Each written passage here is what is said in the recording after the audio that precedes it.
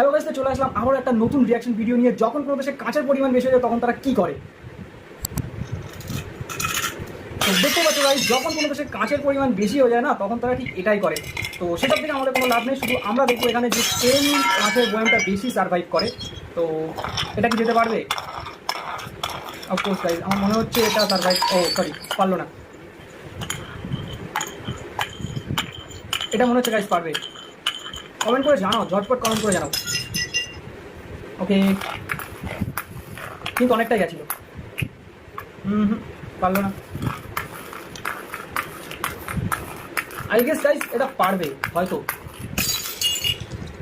পারলো না, এটা তো আগেই ভেঙে গেল। এটা পারবে না। Wow, yes yes guys, yes. তো যাই হোক, ভিডিওটা কেমন লাগলো অবশ্যই তোমার কমেন্ট করে